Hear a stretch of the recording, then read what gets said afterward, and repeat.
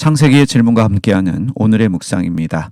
오늘의 질문입니다. 왜 요셉은 형들을 사흘 동안 감옥에 가두었나? 이 질문으로 자신의 눈에 있는 들보를 보지 못하는 우리의 어리석음에 대하여 함께 성찰하고 또 생각해보는 시간 가지도록 하겠습니다. 창세기 42장 8절에서 9절 말씀입니다. 세 번역으로 읽겠습니다. 요셉은 형들을 알아보았으나 형들은 요셉을 알아보지 못하였다. 그때 요셉은 형들을 두고 꾼 꿈을 기억하고 그들에게 말하였다. 당신들은 첩자들이요 이 나라의 허술한 곳이 어디인지를 엿보러 온 것이 틀림없어. 요셉의 형제들은 식량을 구하러 이집트로 와서 국무총리가 된 요셉을 만나게 됩니다. 요셉은 형들을 알아보았지만 형들은 요셉을 알아보지 못했습니다. 형들은 요셉 앞에 엎드려 절하며 식량을 청합니다. 요셉은 형들을 두고 꾼 꿈을 기억하고 형들을 첩자로 몰아세웁니다.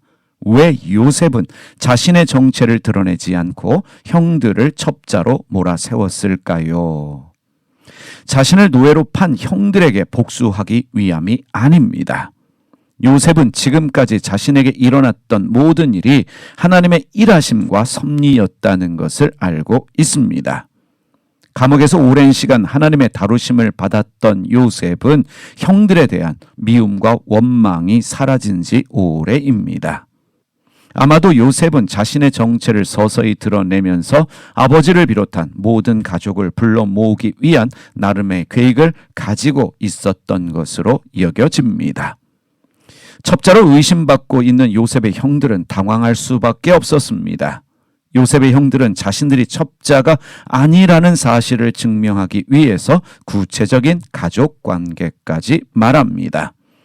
창세기 42장 15절에서 17절 말씀입니다. 세 번역으로 읽습니다. 당신들이 진실을 증명할 길은 있소. 바로께서 살아계심을 두고 맹세하오.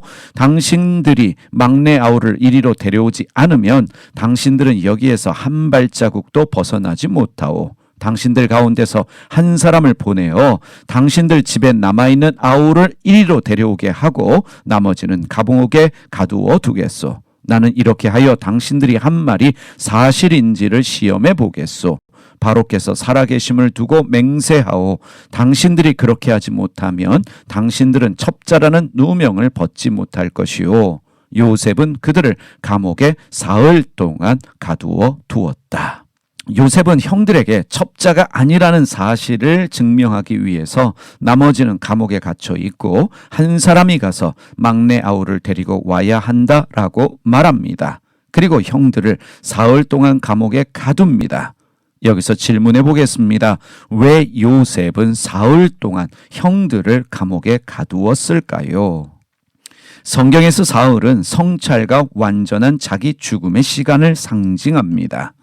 아브라함은 아들 이삭을 바치기 위해 사흘길을 걸어갔습니다. 사흘길은 이삭을 바치라는 하나님의 요구에 대해 아브라함 자신의 뜻과 의지가 죽어지는 시간이었습니다. 요나는 물고기 뱃속에 사흘간 갇혀 있었습니다. 물고기 뱃속에서의 사흘은 니느웨 사람들을 구원하려는 하나님의 뜻에 동의할 수 없었던 요나의 생각과 고집이 죽는 시간이었습니다. 예수님도 십자가에서 죽으시고 무덤에 사흘간 계셨습니다. 사흘은 하나님의 뜻을 이루기 위해 걸리는 충분한 준비의 시간으로 이해하기도 합니다.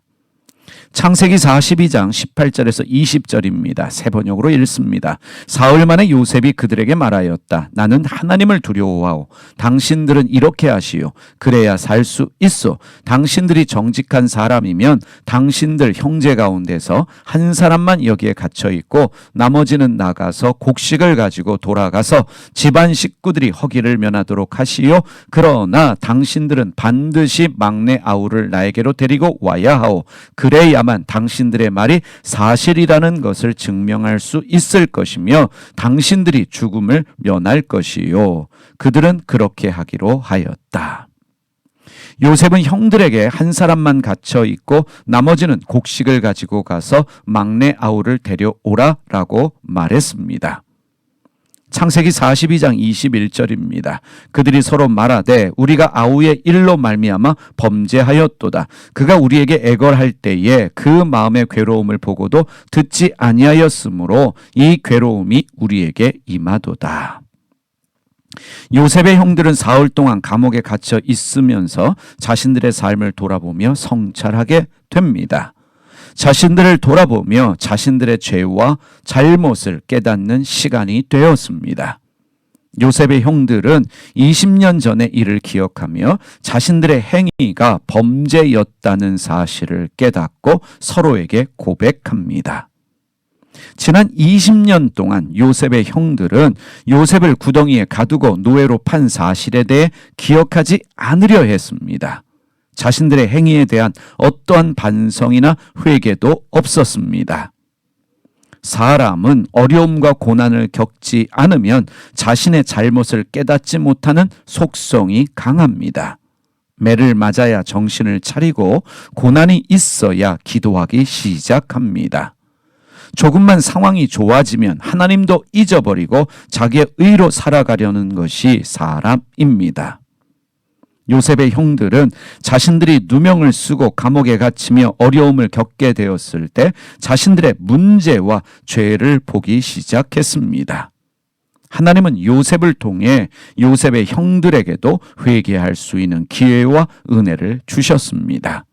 사랑하는 여러분, 기억하시기를 바랍니다. 매일 자신의 눈에 있는 들보를 깨닫고 회개하는 사람이 은혜로 사는 사람입니다. 기도하겠습니다. 하나님, 저희에게도 감옥에 갇히는 사흘을 허락하셔서 저희 내면을 들여다보며 성찰할 수 있는 시간을 가질 수 있도록 허락하여 주시옵소서. 저희가 완전히 죽어질 수 있도록 저희 눈에 있는 들보를 보며 저희의 죄를 회개할 수 있는 은혜를 저희에게도 허락하여 주시기를 기도드립니다. 매일 우리 눈에 있는 들보를 깨닫고 회개하는 은혜의 삶을 살아가는 저희 모두가 되게 하여 주시옵소서. 예수님의 이름으로 기도드립니다. 아멘.